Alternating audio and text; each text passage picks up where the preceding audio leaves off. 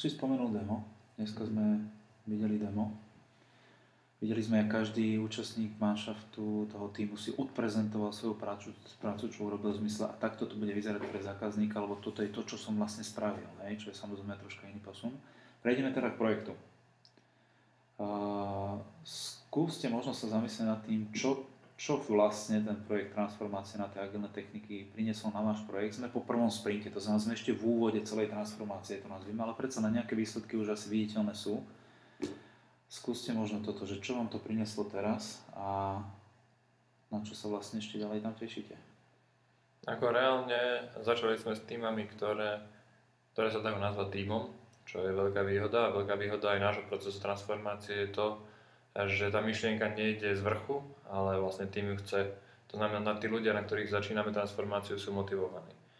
Prvé výsledky, ktoré sú, ja vnímam, je, že tie týmy sú súdržné a držia sa súdržne, chcú si pomáhať a vlastne tak sa tmelia tie kolektívy, ktoré tam sú a tým pádom sa dá dosiahnuť kvalita a efektívnosť a je tam ten predpoklad na toto zavedenie.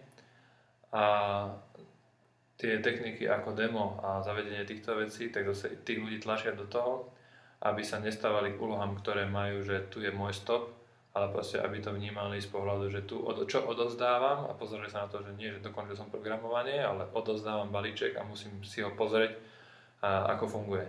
A na to, ako to nám pomáha demo a toto znamená, že zvýšenie aj kvalitu tých jednotlivých činností. A celé je to vlastne z pohľadu toho týmu, že si vedia navzájom pomôcť. Vnímate nejaký rozdiel medzi tým, keď ste skúšali to zavádzať sami, aké je to trošička systematickejšie? Použil som tento názov, neviem, či mi pravý. Ja ešte teda odpoviem ti aj na tú otázku. My sme sa pokúšali niektoré prvky, denné meetingy a tak ďalej, boli zavedené, nejaké prvky proste boli nejaké plánované.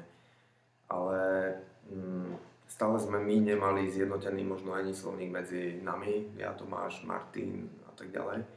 Tým pádom sme si to možno interpretovali trošku inak.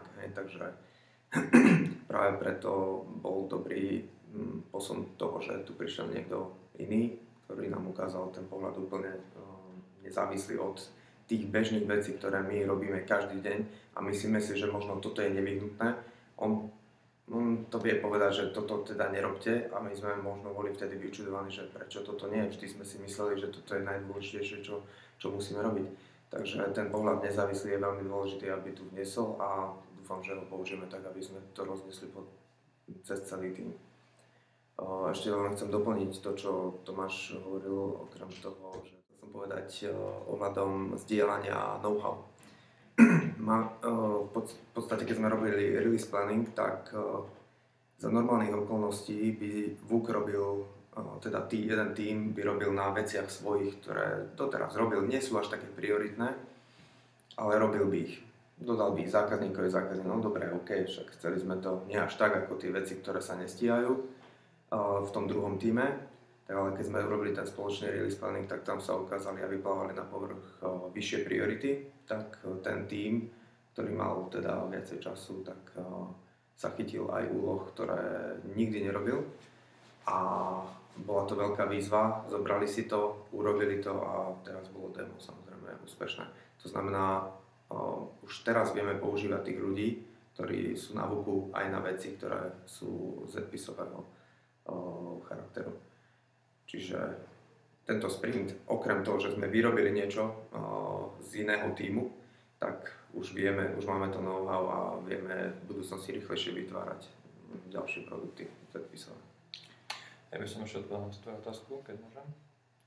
To znamená, že to zavedenie samých nás a s Dušanom. A Dušanová prítomnosť nám dáva možný pohľad out of box, by som to povedal. My, keď sme to zavádzali, sami sme boli uzavretí v rámci nejakých našich pravidel, aj teraz určite sme, ale napríklad to, že Dušan trvá na tom, že spravíme release planning osobne na jednom mieste a tak ďalej.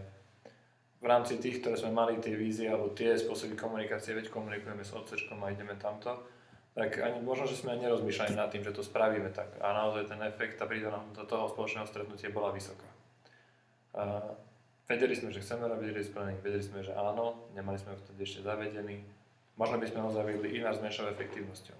Takisto, keď ja som nebol účastný priamo na denných meetingoch, to by možno vedeli povedať detálne, ale taktiež si myslím, že tie denné meetingy mali sme nastavené nejak prebiehali a Dušan z pozície toho externého konzultanta, ten out of box pohľad vie povedať, že fajn, toto sú veci, ktoré sú naviac, ktoré nemusíte robiť, spomaluje vás to, odťahuje vás to od toho cieľu.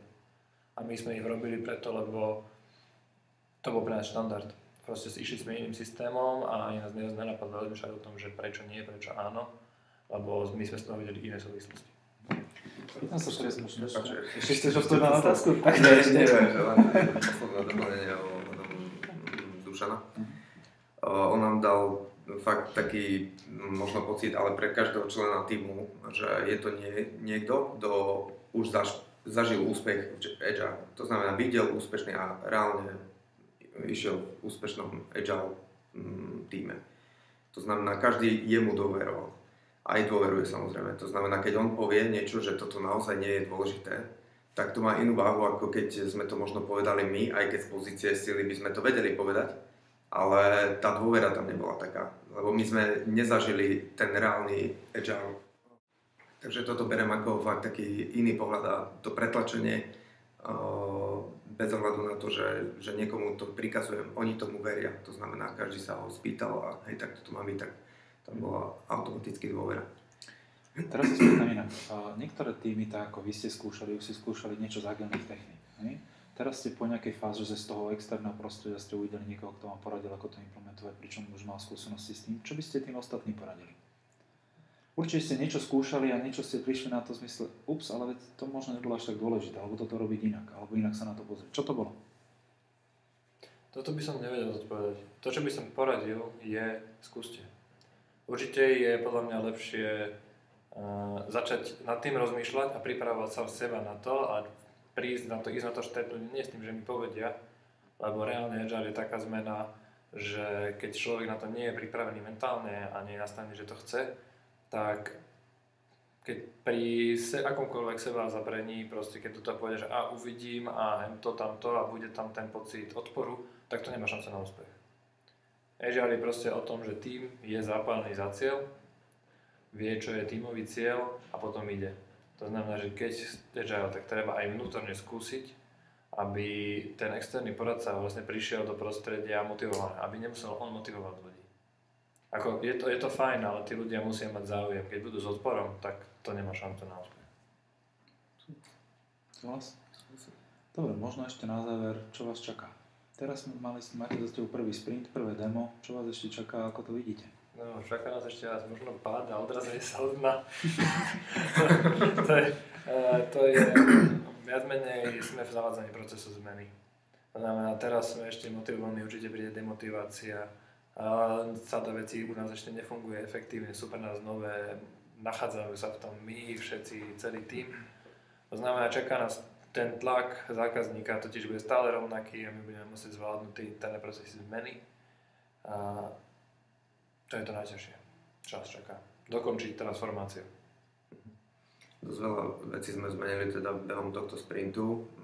Ľudia neboli zvyknutí na toľko veľa zmien naraz. Tak ten ďalší sprint očakávam, že to, čo si zažili, tak budú implementovať. Hej? To znamená, odhady budú už úplne iné, budú iné, odhadnú presnejšie, lebo ten odhad, ktorý bol v sprinte 1, nebol dobre odhadnutý.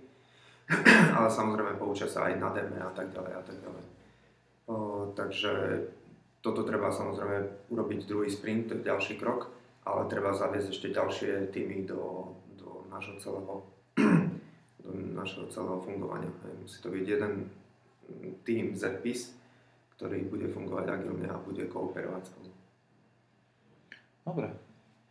Je ešte niečo, čo by ste chceli ostatným povedať k tejto téme? Ja by som asi povedal toľko, že je to úplne iný pohľad na vedenie toho projektu, na produkt ako taký. Skôr by som povedal, že je to viac produktový pohľad ako projektový. A vyžaduje si to víziu produktu, vyžaduje si to záujem týmu na produkte. Nie je to len o tom, že proste chodím do práce a keď sú tam tieto veci, tak je to veľká pomoc. produktový vlastník práve o produkte, ja budem hovoriť o týme. Ako fakt veľkým prínosom je práve to, že sa ten tým scelí a fakt bojuje spolu za jednu vec. Naozaj je vidno, že tí ľudia skočia po tej lopte a idú a robia spoločne, aby to demo na konci vyzeralo OK. Čiže toto je prínos zase, motivácia samozrejme aj tých ľudí. Takže ak som vás správne pochopil, budete v tom pokračovať. No, Určite. Dobre, tak týmto ďakujem za rozhovor.